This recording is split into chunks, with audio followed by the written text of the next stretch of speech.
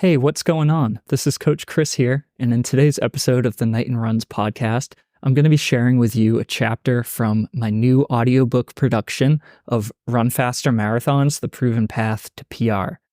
Today's chapter is called The Right Way to Increase Your Mileage, and I think you're going to learn a lot about how to improve as a runner over time by listening to this episode. If you enjoyed this chapter of my new audiobook, you can get the full version for yourself on Amazon.com, Audible, or Apple Books. Just search for Run Faster Marathons by Chris Knighton, and I'm sure you'll find it. I'll also be sure to put a link in the show notes below. Okay, and without further ado, let's get into the chapter.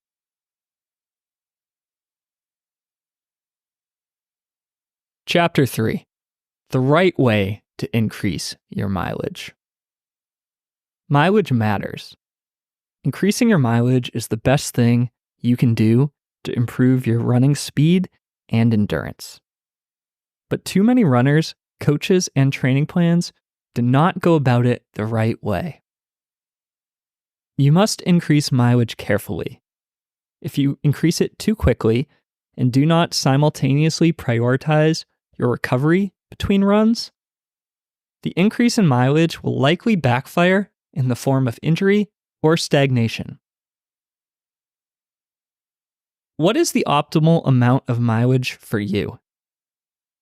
If your goal is to become the fastest runner you can be, then the optimal amount of mileage is the highest amount that you can handle while still enjoying running and without getting hurt. The key to increasing your weekly running mileage is to do it gradually and patiently. Why mileage matters. Running more is the best thing that you can do to become a better distance runner. Running itself gives you all the physiological benefits that you need to run both faster and longer.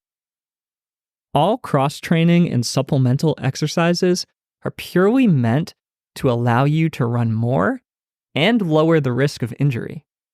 These activities do not necessarily make you a better runner by themselves. By running more mileage, you spend more time on your feet. Your heart is therefore spending more time working hard. It's building your aerobic engine even more powerfully in the process. You stress and rebuild your skeletal muscular system more, which in turn makes you a stronger athlete who can handle even more frequency and intensity. There is a point for all athletes in which they hit their upper limit for mileage. Every individual can only handle so much, both mentally and physically. But until you get there, more mileage is very often the right answer. Where mileage building goes wrong. One popular way of increasing mileage includes the well-known 10% rule, where you only increase mileage by 10% per week. The problem with this is that the math just doesn't work out in many cases.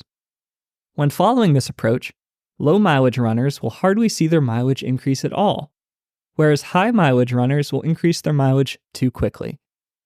In addition to the exponential growth of mileage that the 10% rule implies, it also does not take into consideration the placement of periods of lower mileage that are essential for recovery.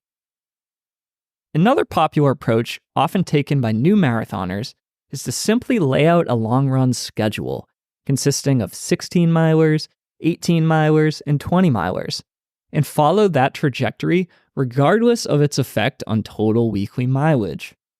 This approach typically leads new runners to increase their mileage far too quickly, while simultaneously overemphasizing the weekly long run.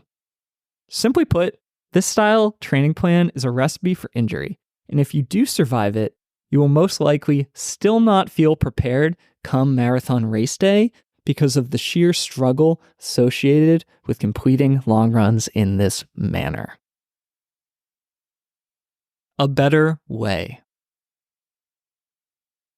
A smarter way to increase mileage is by designing blocks of training that last 4 weeks at a time. The first 3 weeks will have a steady mileage. Let's say, for example, 20 miles total in each of the first 3 weeks. In the first week, the amount of mileage is new to you. Your body needs to adapt to it. In the second week, your mileage stays steady. Your body is becoming more comfortable with it. In the third week, your mileage again stays constant. But by the end of this week, you should be very comfortable with the mileage. Now that you are comfortable with the mileage, take a recovery week in the fourth and final week of the block.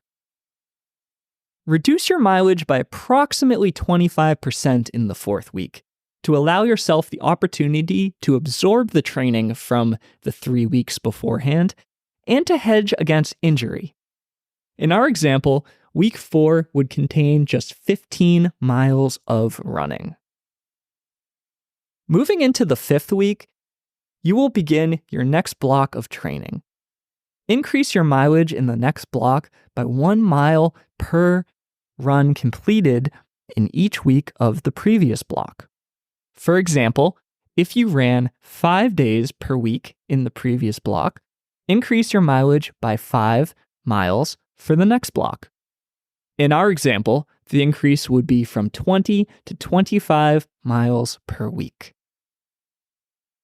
In the written version of Run Faster Marathons, I've included a table which shows an example mileage build, which I'll summarize here. In week 1, you would start at 25 miles per week. Week 2, again, you would run 25 miles. Week 3, you would, again, for the third week in a row, run 25 miles. In week 4, you would drop that down 25% and run 19 miles. Then in week 5, you would increase to 30 miles. You would maintain that 30 miles per week through week 5, 6, and 7. And then on the 4th week, you would drop down again 25% to 23 miles. This would be week 8. Moving forward, you would increase your mileage once again. So in week 9, you would increase from what was previously 30 to 35, and you would hold that 35 miles per week through 3 weeks, week 9, week 10, and week 11. Then in week 12, you would drop it by roughly 25% to about 27 miles in week 12. And then in the 13th week, you could increase your mileage once again. And you would repeat this process until your taper period begins or until you reach the maximum amount of mileage that you plan to run in your training cycle. How much mileage is too much? While many passionate amateur athletes are captivated by the 100-mile weeks of professionals, this level of mileage must be given the respect it deserves. High mileage is only good if you match the mileage with the amount of recovery you give yourself. If these two opposing forces are out of balance, your entire training will come crumbling down. Professionals can run more because they dedicate the majority of their day to recovery. A pro only runs about 2 to 2.5 hours a day. The other 22 hours a day are spent sleeping, strength training, stretching, rehabbing, rehydrating, and eating healthy food. The passionate adult runner can likely find up to 2 hours a day to run, but due to the responsibilities of work and family, cannot match the amount of intentional recovery that a pro puts in. Therefore, an amateur runner should not attempt to run as much as a pro or compare their training to that of a professional. Can you spare the time it takes to sleep 8 to 10 hours a night and do prehab exercises for 20 minutes a day?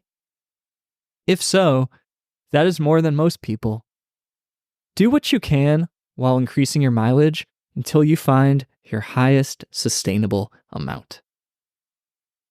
On the flip side, I occasionally come across athletes who I feel are running too many miles per week for their current fitness level or their goals.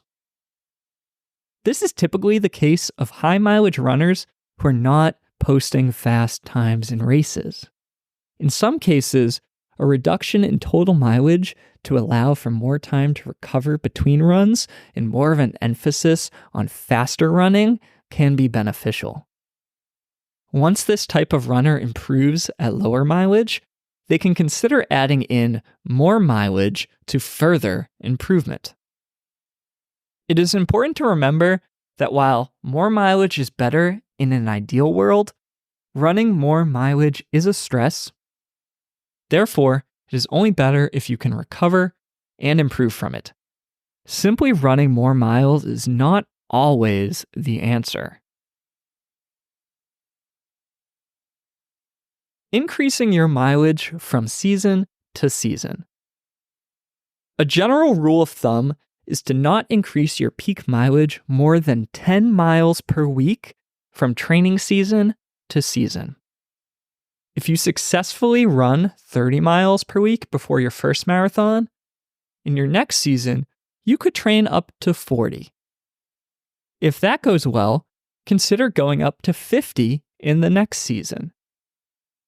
Being patient with and intentionally delaying the growth of your mileage over the years will give you a longer and healthier career in distance running.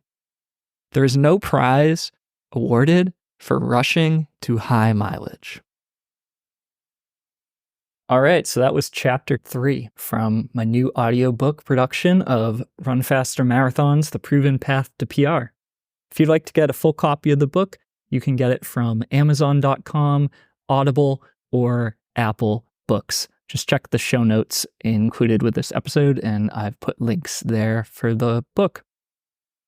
Thanks for listening to today's episode of the Knighton Runs podcast. If you enjoyed this show and the work that I put out into the world, I'd love it if you would share this with a friend who you think might benefit from it. And if you're feeling extra nice and want to leave a review for this podcast, that really goes a long way in helping share this with other potential listeners. Until next time, I hope your running is going well, and we'll talk soon. Bye.